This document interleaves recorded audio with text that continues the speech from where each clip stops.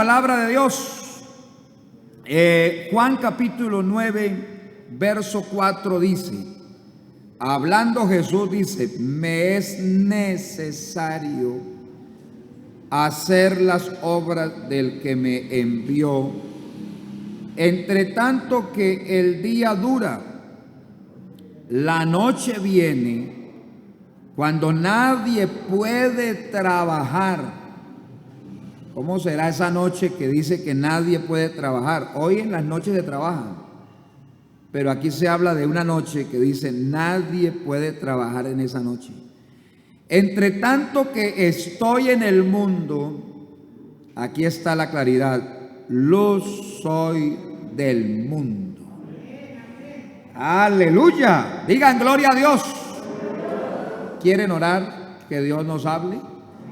A ver, uno que quiera que Dios le hable. A ver, ¿por qué no levanta su oración a Dios? ¿Quiere levantar sus manos? Puede hacerlo. Aleluya, si quiere estar de pie, los que están sentados pueden hacerlo. Vamos a pedirle a Dios. Pueden ustedes orar. O si está enfermito puede estar ahí sentado, no hay problema. Vamos a invocar el nombre del Señor.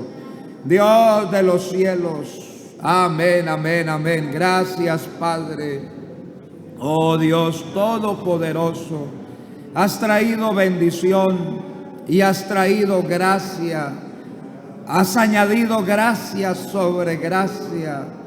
Y hoy nos regocijamos en tu presencia. Nos alegramos en tu salvación. Sabemos que lo que haces es precioso.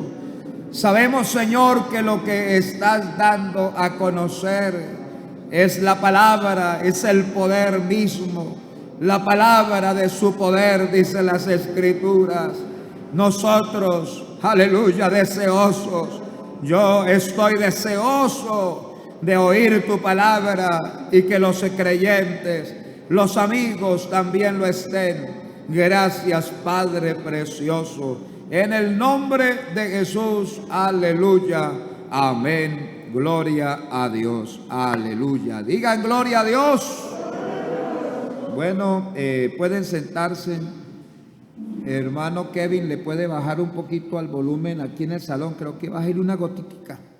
Y en redes sociales sí manténgalo ahí como está.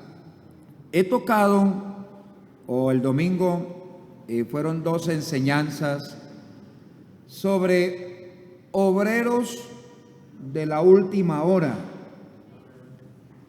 Y a mí me ha quedado sonando esto en el corazón, porque creo que si algo debe haber hoy en nosotros es una actitud de ser verdaderamente obreros del Señor o estar al servicio del Señor, entendiendo que uno, la necesidad está. Hay mucha necesidad en el mundo, hay mucha necesidad. Lo otro, los días para nosotros realmente se nos fueron. Realmente digo se nos fueron porque uno siente hoy que como que uno dice, en cualquier momento nos vamos. En cualquier momentico de un día o 2 días o 3 días enferma y muere y ya, terminó. Uno dice, raro, pero extraño, pero es decir, hoy estamos, por el tema de la pandemia, estamos en riesgo de muerte, y lo que usted no haga en vida, lo que usted no logre hacer ahora que está vivo, muerto, los muertos no te alabarán, dice la palabra. Y los muertos no son enviados a llevar el evangelio. Quiero que pensemos en serio en que se nos ha cortado el tiempo, por decir así, para hacer la labor. Y esto es como mirar uno un mundo demasiado, un mar. Y yo me he puesto como en esa visión de como mirar el mundo como un mar. ¿Cómo sería uno en medio del mar, digámoslo así, si pudiéramos hablar, uno solo en medio del mar, uno dice, no, esto es algo muy, muy terrible. Yo quisiera que pensáramos en serio. Nosotros tenemos que reaccionar, tenemos que despertar. Hay muchos creyentes ahora con una actitud muy conforme, muy tranquila, a pesar de que hay riesgo de muerte, pero parece que ya los 500 muertos a los cuales nos tienen ya acostumbrados los noticieros al final del día, ¿cuántos? 500. Y ya ayer llegó el mensaje que para unos 8, 15 días se estaba más o menos pensando que van a ser 800 o van a ser 1000 muertos. Y uno dice, esto es serio. Entonces nosotros tenemos que pensar en que somos o que definamos si somos los obreros de la última hora, que definamos. Usted debe definir eso, ¿lo es o no lo es? Si lo es, reacciona. Si no lo es, se queda quieto, que otro haga. En este tema estaba mirando, Jesucristo viene a este mundo, o Dios se manifiesta en carne, y viene, y usted comienza a leer, y no es mucho lo que hay acerca de su juventud, ni de su niñez. Es decir, usted ve al niño, luego lo ve a los 12 años, y parece que hay un silencio, y luego pasa a los 30 años. Es decir, usted no ve, es decir, la biografía de Jesús no se encuentra en la Biblia, por decir así, el día a día, el paso a paso. Que algo dice, hermano, ¿y qué pasó con su niñez? A los 3, a los 4, a los 5, y comienzan a preguntarse, ¿cierto? A los 13, a los 14, a los 15, y algunos dicen, hermano, ¿qué pasó? Y algunos se han inventado unas teorías por ahí todas raras. Entonces, pero es que cuando uno ve que aparece a los 30 años, hágale ahora sí el seguimiento a Jesús y se da cuenta que más o menos son 3 años y medio. Son 3 años y medio. El Evangelio relata 3 años y alguito más, unos meses más. Pero en 3 años y medio sí que estuvo ocupado.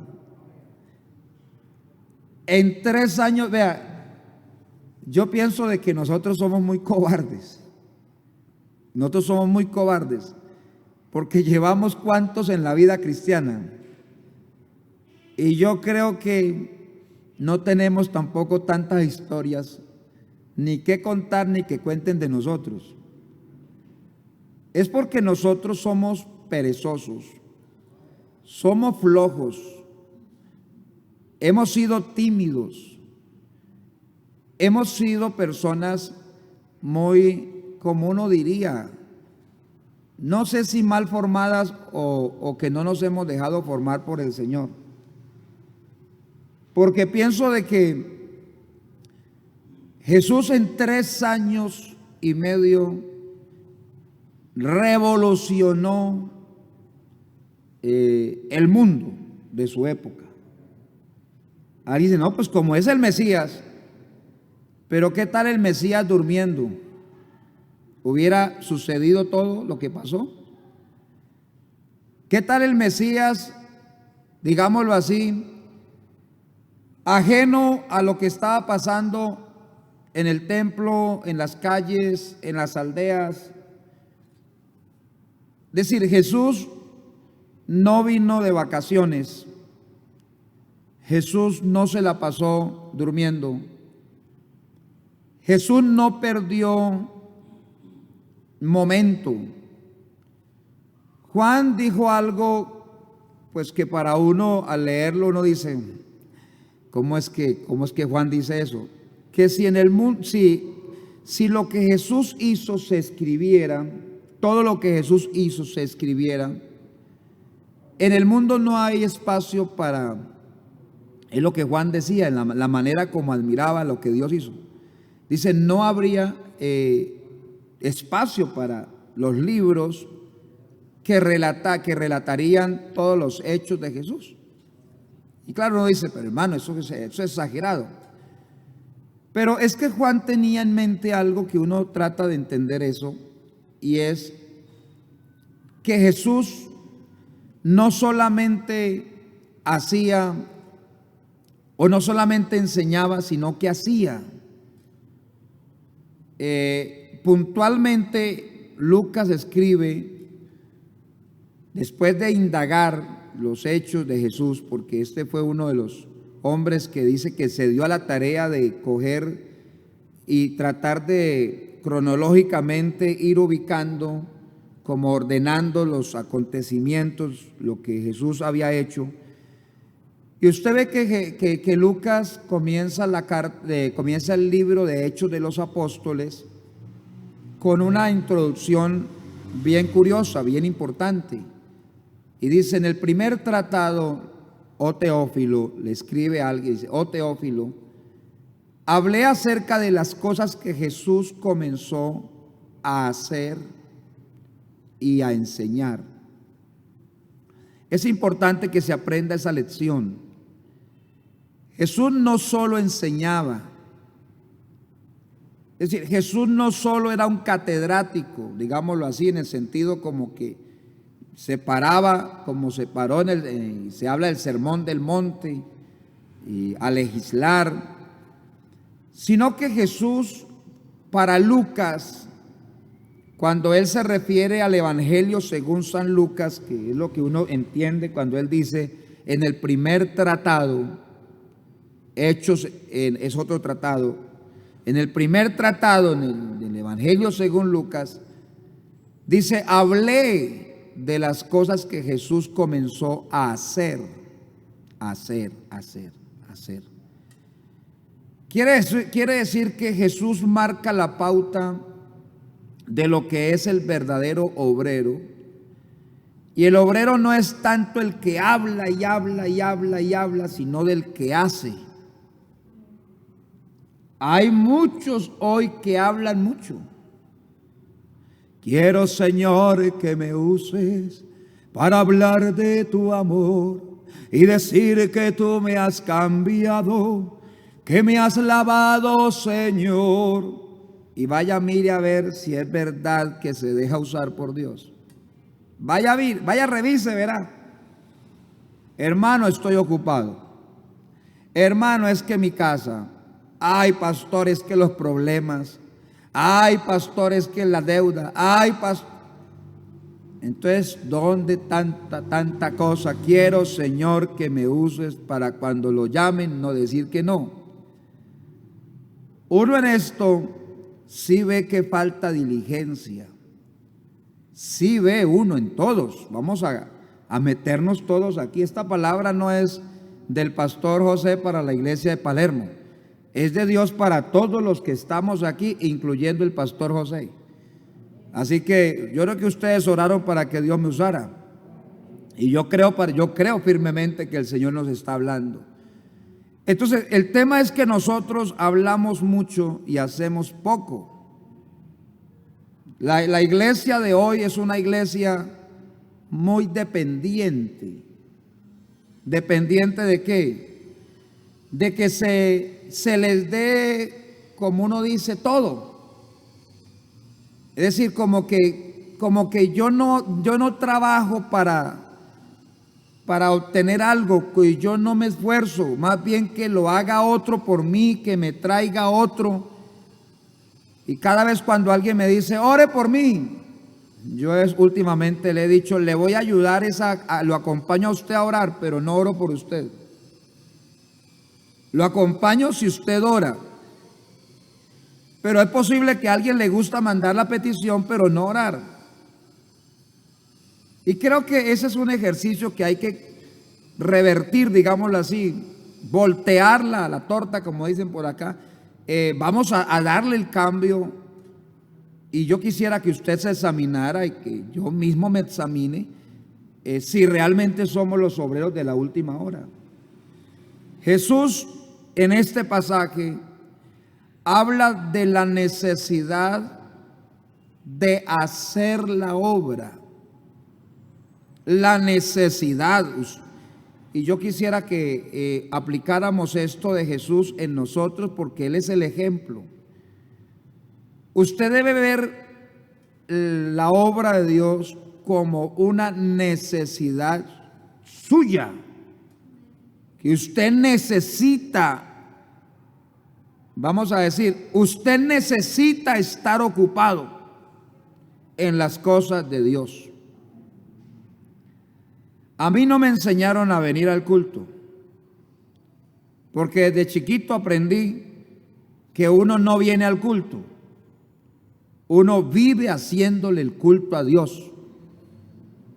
Que nos reunimos, sí, pero que el culto nosotros lo hacemos, estemos aquí o no estemos aquí. Me enseñaron que lo más aburridor del evangelio, y al menos eso me lo dijeron y lo creí, lo más aburridor del evangelio es de la casa al culto y del culto a la casa. Cuando un creyente se vuelve solo rutina, dominguero, por cierto, porque en toda iglesia están los domingueros,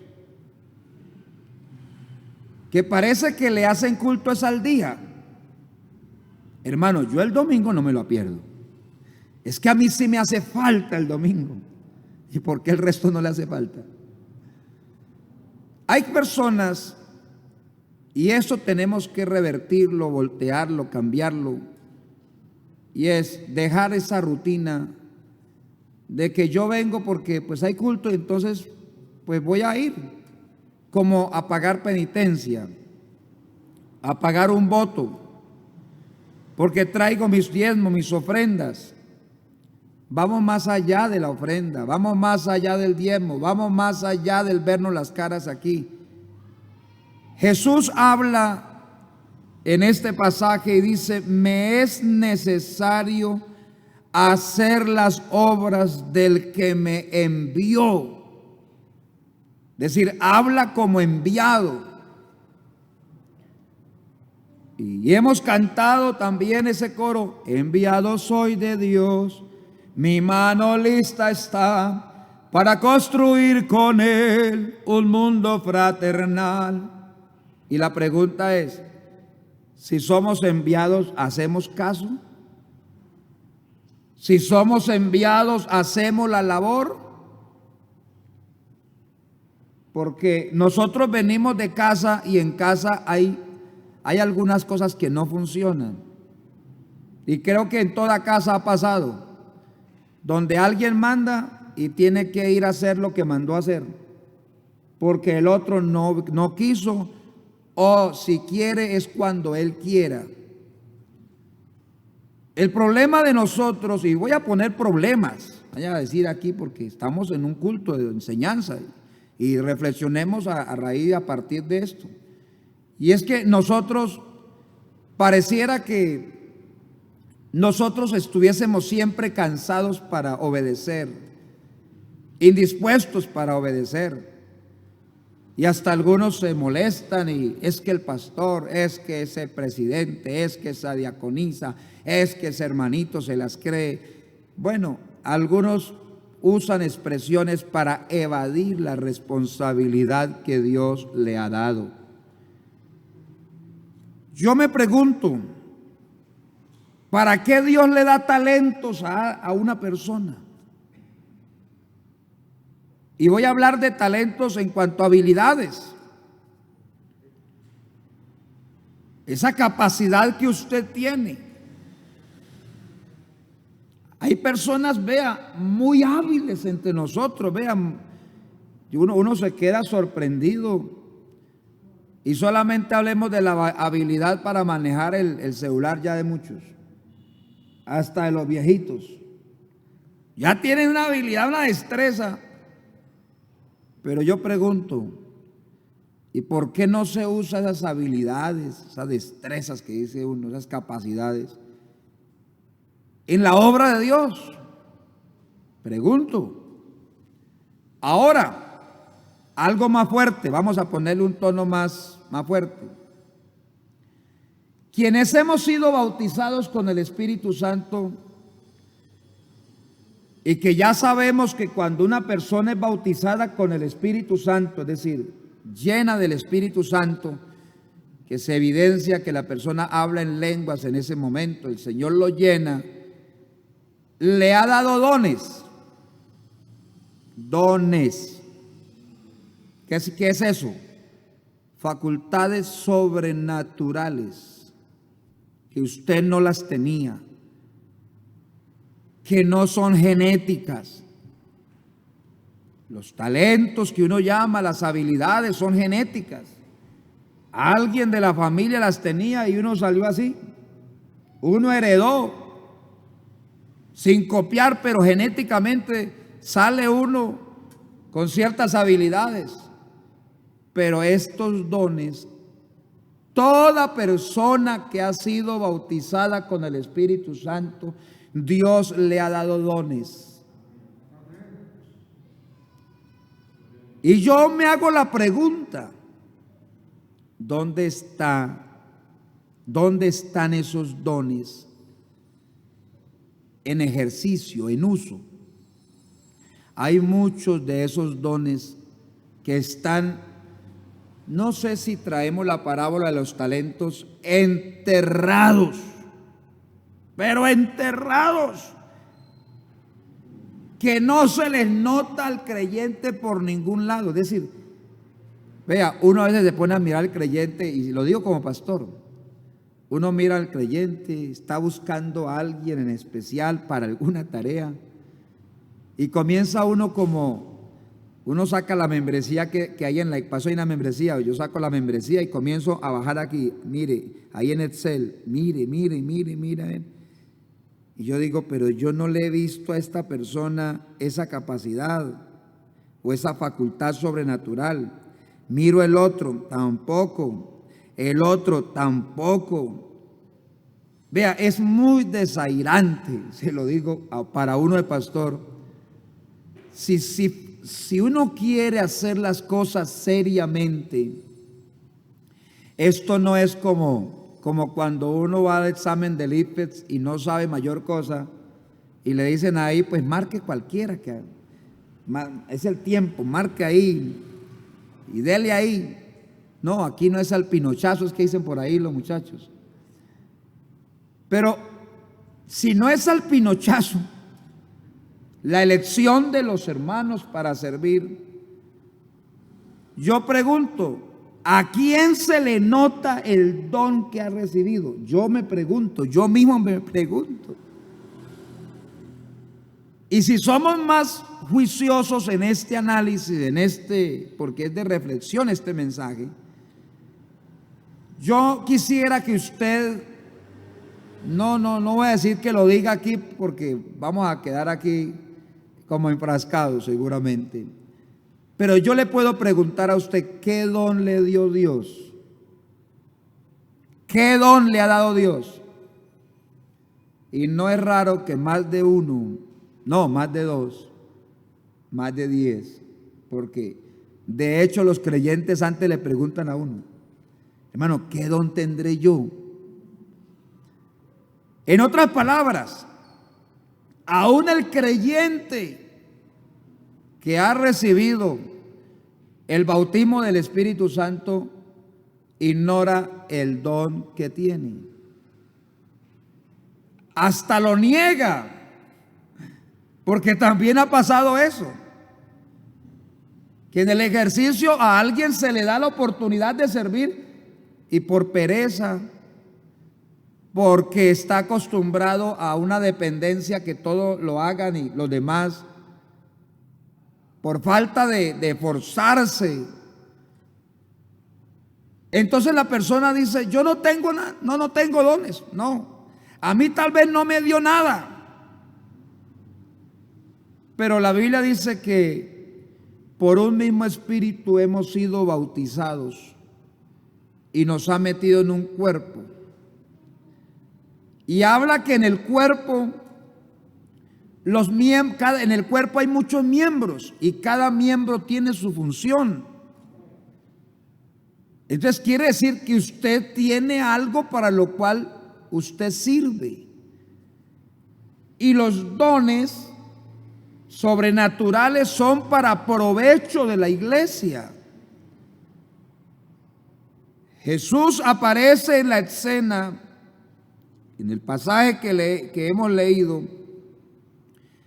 y él tiene claro su ministerio. Cuando hablamos de ministerio, hablamos de servicio o su labor, él la tiene clara. Pero no solo la tiene clara, sino que para él ese ministerio se le convierte en una necesidad. Necesidad. En algo necesario. Y lo que para él es necesario es hacer, como dice aquí, hacer. Dígame o digamos hoy, ¿qué estamos haciendo para Dios? ¿Qué estamos haciendo? Hermanos, por favor, siento en mi corazón que hablemos claramente.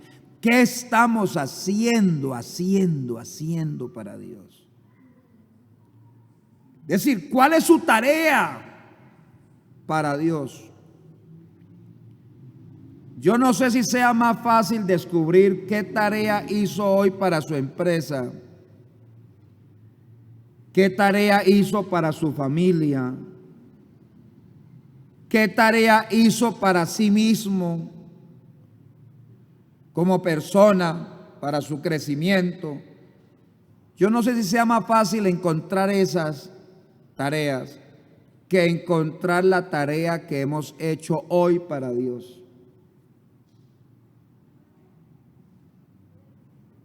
Pregunto, ¿se sintió hoy útil usted en algo? ¿Se sintió útil en las manos de Dios hoy? ¿Usted sintió que le fue útil en algo? ¿O usted dice, pasé el día en cero, en blanco, como uno dice? Como cuando alguien se levanta y se acuesta y dice, ¿yo qué hice? Nada. Decir, perdí el tiempo. Pregunto, ¿hay algo de lo cual usted pueda decir, hoy estuve ocupado en la obra de Dios? Estuve haciendo algo para Dios. Paré un momento y dije, mi Dios ha sido bueno y voy a trabajarle a Él en algo. ¿Lo hizo o no lo hizo? ¿Lo hice o no lo hice? Si no lo hemos hecho, debe darnos pena, como uno es una expresión, me da pena. Porque presentarnos ante Dios, hasta para pedirle, cuando nosotros no le hemos hecho, no hemos trabajado, no nos hemos dejado usar por Dios, da vergüenza. Y a mí esto me toca. Yo el día que como que de pronto se me descuadra y se me despista como aquí, como las cosas, me enredo en otras cosas, aunque sean de familia, aunque sean de situaciones, como se dice, de la vida, pero como que digo, bueno, y luego yo no soy un obrero de Dios. A mí el día que alguien no se reconcilia, que alguien no se arrepiente, que algo no sucede, yo termino como el día pensativo. Yo dije, bueno, ¿y hoy qué pasó? Pero cuando uno dice, hermanos, hoy fue un día donde hubo manifestación del Espíritu Santo, alguien en su hogar fue restaurado, alguien fue animado en la fe, fortalecido, alguien fue sanado por el Señor, alguien fue librado, alguien se reconcilió, alguien se arrepintió. Vea, yo termino el día, digo, bueno, hoy sí como uno dice, que me pague el Señor entonces. Porque decíamos que la obra, la labor que hagamos será pagada, será pagada. La salvación ya está pagada. Y me quedó la frase, ni Dios me debe ni yo le debo en cuanto a la salvación. Porque Él decidió gratuitamente salvarme. Pero en cuanto a la obra, aquí sí hay unas cositas que hay que pensar, es que Él es galardonador. Y la obra que usted haga será cancelada, será pagada. Por eso habrá, o por eso hay, y se establece en las Escrituras, que la iglesia estará ante el tribunal de Cristo. ¿Y a qué vamos a aparecer ante el tribunal de Cristo? ¿A qué vamos a llegar allí? No se trata de si se salva o no se salva, no, ya los que lleguemos allí seremos los salvos. Pero allí llegará el hermano Pedro, el hermano Juan, la hermana María. ¿Qué hizo usted en la obra? ¿Cuál fue su trabajo? Y frente al que lo sabe todo, ¿a qué hora se levantaba? ¿A qué hora se acostaba? Ahí es donde tenemos la Biblia habla de que algunos serán salvos como por fuego. ¿Y sabe qué significa eso? Como a alguien que se le quema la casita y no pudo sino solamente salir, se salvó. Y uno dice, menos mal que no murió, pero ¿qué le quedó? Nada, nada, no tiene, como se dice, si estaba sin ropa, quedó sin ropa, porque no tiene nada. La Biblia habla de creyentes ante el tribunal de Cristo que no tendrán absolutamente nada que brillar, nada que mostrar, nada que presentar. ¿Usted cómo se siente si hoy fuera el tribunal de Cristo? Yo, ¿cómo me siento? Yo quisiera que pensáramos. ¿Cómo nos sentimos? ¿Tenemos algo que presentar o no? Lo otro, la Escritura dice que algunos se presentarán y sus obras serán como madera, heno y hojarasca. Es decir, sí tienen obras, madera, heno y hojarasca. Pero ¿sabe qué es lo que significa? Que todas son quemadas por el fuego, es decir, obras que no perduraron, obras que no se mantuvieron. Así que no se trata solo de trabajarle al Señor, sino de trabajarle verdaderamente a Dios. A los ministros, a los pastores, hablando, ministros somos todos los servidores, pero hablemos de los pastores, se nos enseña cada rato por el consistorio de ancianos, los directivos, y se nos da instrucción, y se nos dice, ustedes como pastores no busquen ser respaldados por Dios. Y uno dice, ¿cómo así? Entonces, dice, en vez de buscar que sean respaldados por Dios, busque ser aprobados por Dios. Una cosa es que alguien le respalde y otra cosa es que lo apruebe. Y la Biblia dice que nos debemos presentar como obreros. ¿No dijeron cómo? Muy bien, hermano Jairo. ¿Quién más dijo? Como obreros aprobados. ¿Qué quiere decir esto? Que lo que usted haga y lo que yo haga, Dios le ponga el sello y diga, eso es mío, eso es mío, eso no es suyo, esa es mi obra y eso perdura. Me es necesario hacer las obras del que me envió. Permita a Dios. Y voy a rogar a Dios y voy a pedirle que le roguemos a Dios que nos abra los ojos, que nos abra el entendimiento para conocer para qué Él me llamó, para qué Él lo llamó. ¿Para qué? ¿Para qué fuimos llamados? Esta no es una bolsa de empleos. La iglesia no es una bolsa de empleos. La iglesia está conformada por hombres y mujeres que Dios ha llamado con propósitos definidos.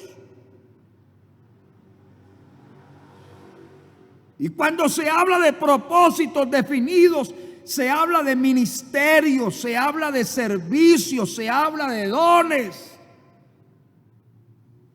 A eso es que se refiere que Dios nos llamó con propósitos definidos. ¿Está usted en el propósito de Dios? Algunos piensan que el propósito de Dios es, sí, pastor, tengo una gran empresa. Ese, perdóneme, pero no es el propósito. O sea, son bendiciones, sí. Pero usted sabe que hasta el inconverso puede tener una mejor empresa que usted. Así que no se alabe el rico en su riqueza o en su empresa. No se alabe. Mano, es que Dios a mí me ha prosperado. Sí, alégrese. Pero sepa de que hay gente que no teme a Dios y Dios también los bendice. Hace llover el sol, hace salir el sol sobre buenos y malos. Hace llover sobre buenos y malos. Y Él es el que decide a quién darle. Pero eso no determina el propósito. Cuando se habla de propósito en Dios, hay que estrecharnos, salirnos del marco, aún de lo que para uno es importante: matrimonio, familia, estudio, empresa. Todo eso es bonito. Pero cuando se habla de propósito, estréchese. Y es: Dios, ¿para qué me llamó en su reino? Alguien me dirá, ¿para que me casara? Pues si fuese así, la mujer no le moriría. ¿Por qué? Lo llamó para que estuviese casado. Entonces no se va a separar, no se va a divorciar. Pero hay buenos creyentes separados, divorciados, y entonces el tema aquí va más allá del matrimonio, va más allá de la familia, va más allá del estudio. El reino de Dios no es comida, no es comida, no es bebida. Dios a su reino nos llamó Y Él nos pide algo a la iglesia de hoy, a todos los creyentes. ¿Y sabe qué nos pide? Nos pide lo siguiente. Él dijo, la mies es mucha y los obreros son pocos. Por más grande que sea una congregación, vaya, pregunte cuántos son los obreros. Los que le ponen el pecho a la brisa, como dicen por ahí. Los que ponen la cara por los demás. Los que se mantienen a pesar de lo que sea. Pregunte cuántos son. Y casi son los mismitos de hace 10 años. De hace 20 años. Pareciera que se volvieron viejitos. Ahí. Y los demás. Alguien me decía, un anciano que pastoreé en una iglesia, me decía, ay, pastores, que nosotros somos los vagones. Y usted seguramente es el motor de estos vagones. Así me decía. Y él me decía, porque como era una iglesia que era de más de 50 años de existencia, de estar esa congregación, hay una congregación más de 50 años. Y habían muchos ancianos, antiguos, como uno dice, en la fe. Entonces él decía, hermano, nosotros somos vagones, nosotros nos dejamos llevar. Pero no espere que nosotros jalemos a nadie. Hay creyentes así, como decía ese anciano, vagones. El tren, ¿cómo le llama al tren al cabezote del tren? La locomotora, gracias. La locomotora. Pero usted ve que el resto son vagones arrastrados por una locomotora. Lo que pasa aquí con el metro, que tiene dos cabezas, ¿cierto? Adelante y atrás, como diría uno, en cada punta. Pero el resto, cajones.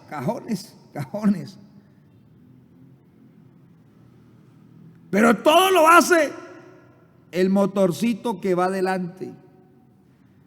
Dios permita que usted y yo no seamos un vagón esperando que me muevan, que me lleven, sino deje que el Espíritu Santo, como dijo el Señor, quédense en Jerusalén hasta que sean investidos de poder. Y que el poder de Dios lo mueva. ¿Qué lo mueve a usted en la vida cristiana? Hasta pregunto, ¿qué intereses tiene usted en la vida cristiana? Tal vez los intereses es su bienestar. Pero ese no es el llamado que Dios nos ha hecho. Aunque pareciera que son las bendiciones que alcanzar, pero no son. La vida cristiana no se determina por el bienestar que usted pueda tener. La vida cristiana verdaderamente se determina qué tan útil le es a Dios su vida. Qué tan útil le es a Dios su vida. ¿Qué tan útil le es a Dios su vida? Pregunto otra vez, ¿qué tan útil le es a Dios su vida?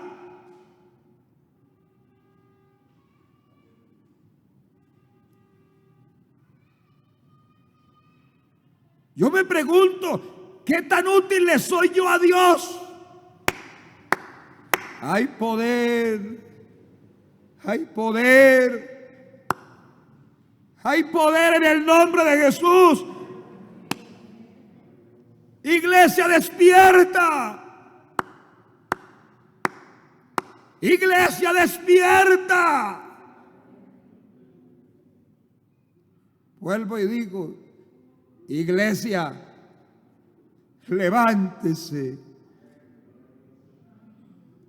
Despierta tú que duermes, creyente. levántate de los muertos y te alumbrará Cristo. Y te alumbrará Cristo. Y te alumbrará Cristo. Y te alumbrará Cristo. Creo que muchos no se han ido. Muchos no han sido recogidos por el Señor. Y a muchos Dios les ha dado más días, aún teniendo pronóstico de muerte y de que ya era el fin. Pero Dios le ha añadido días porque ellos le son útiles a Dios. Uno a veces predicando dice cosas bonitas, pero cuando uno se pone a pensar en la palabra, a analizar en el propósito de Dios, uno dice, hay palabras bonitas, pero hay que mirar si de verdad tiene un trasfondo, una raíz doctrinal. Y es que uno a veces dice, hermano, nadie es imprescindible. Yo creo que hasta yo lo he predicado seguramente. Hemos dicho, nadie es imprescindible. Pero cuando uno mira, hay hombres que para Dios valen y que Él los mantiene como si fuesen importantes. Y es donde uno queda como, entonces, al fin y al cabo, no somos imprescindibles, o Dios sí tiene fichas claves. Dios sí tiene fichas claves o no. Si me dejan opinar en lo que he visto y en lo que he podido entender, Dios tiene por ahí a un Pedro. Sí. Lo negó, maldijo y juró no conocer al Maestro. Pero ¿por qué el Maestro no lo sustituyó? Yo me pregunto.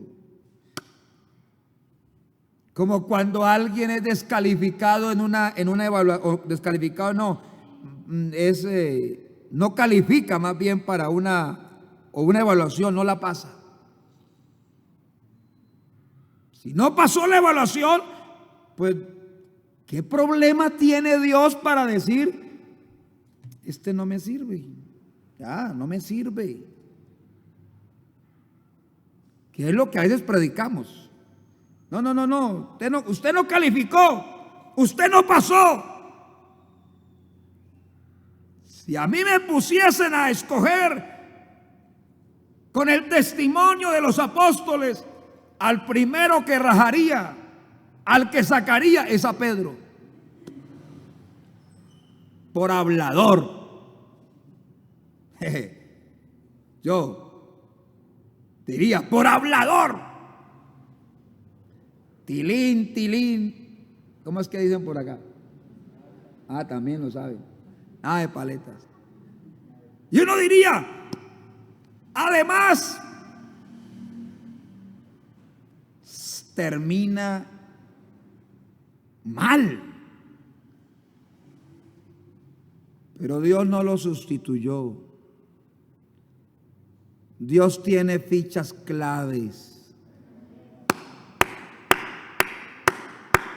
¡Doy gloria a Dios! Dios tiene fichas claves. Cuando la profecía se abrió diciendo, busqué entre los hombres quien hiciese vallado, quien se pusiese en el camino Quiere decir que Dios sí está pensando en alguien que le sea útil. Aleluya. Digan aleluya. Digan aleluya. Digan aleluya. Dios está buscando a alguien que le sea verdaderamente útil. Busqué entre los hombres, busqué quien hiciese vallado, pero dice, no lo hallé. No lo hallé.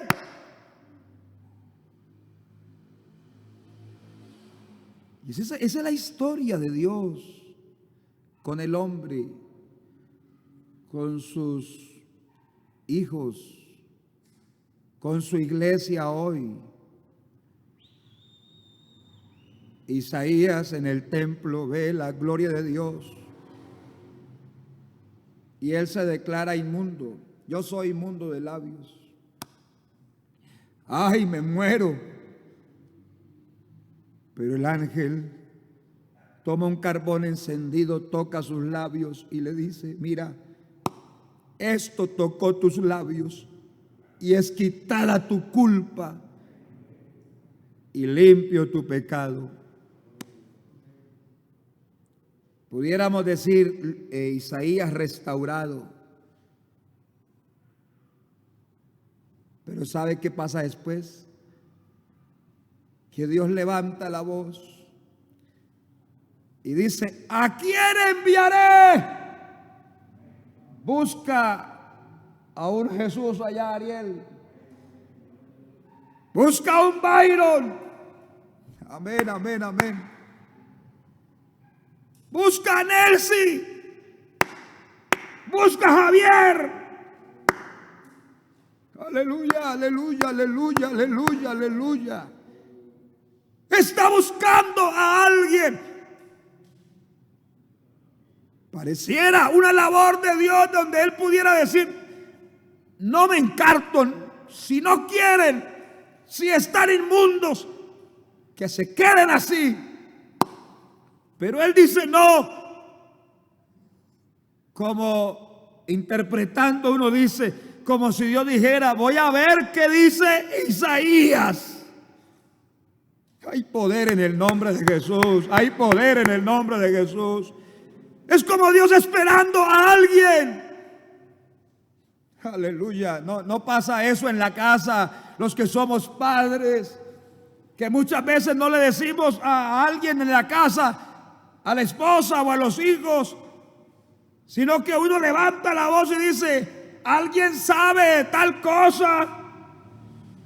Ay, se necesita hacer esto. Y uno en el fondo está diciendo, como que uno quiere que alguien diga, yo, aquí estoy. Pero cuando todos guardan silencio, uno siente como que lo dejaron solo. Y Dios levanta la voz, ¿a quién enviaré?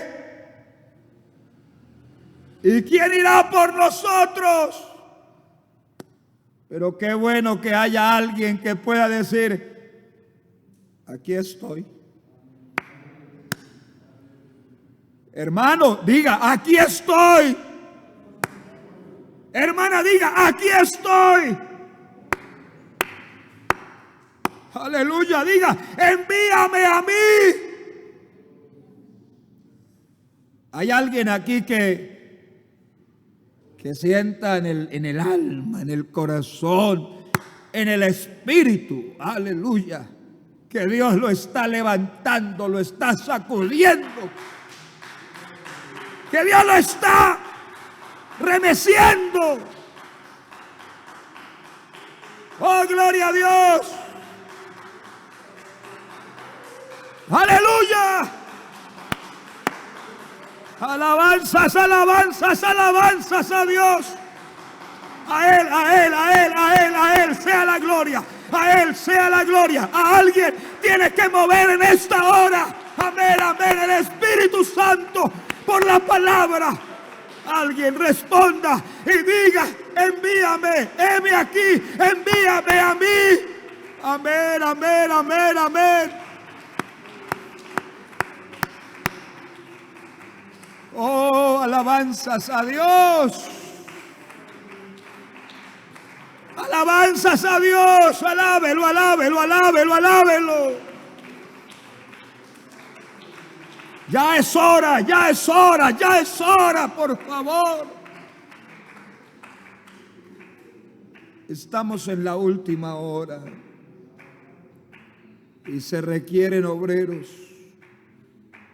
que se levanten y le digan al Señor: heme aquí, envíame a mí. No espere que el COVID lo agarre para luego decir: ay, pastor, si el Señor me saca de aquí, yo le voy a servir. No espere que le cojan los años y diga: ay, si el Señor me diera esas rodillas otra vez, que me pudiera levantar y que mis piecitos no se cansaran y no se hincharan tanto. Ay, pastor, si me devolviera la voz, porque es que ya no puedo ni hablar. Muchos son los que están diciendo: ay, pastor, yo quiero servirle. Pero le escogió la noche, le escogió la noche, le escogió la noche. Y la noche viene cuando nadie puede trabajar. Aleluya, aleluya, aleluya. Hay poder en el nombre de Jesús. Digan conmigo: hay poder en el nombre de Jesús. Iglesia, hay poder en el nombre de Jesús. Reciba, reciba, reciba por el Espíritu Santo el llamado que Dios le está haciendo. Reciba, reciba la fuerza que Dios le quiere dar, el poder que Dios quiere derramar, la visión que Dios quiere mostrarle o abrirle su visión.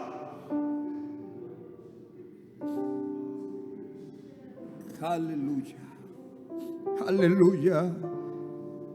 Llegó la hora y ahora es. Aleluya, cuando los verdaderos adoradores adorarán al Padre en espíritu y en verdad. Porque el Padre tales adoradores busca que le adoren. Dios es espíritu. Alguien lo siente aquí, alguien lo siente en este culto, alguien siente su presencia en esta hora. Reciba, reciba, reciba.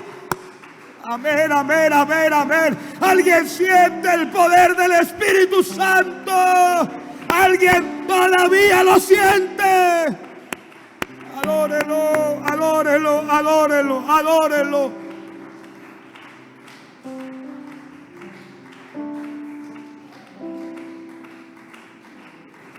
Amén, amén, amén, amén, amén. Definitivamente.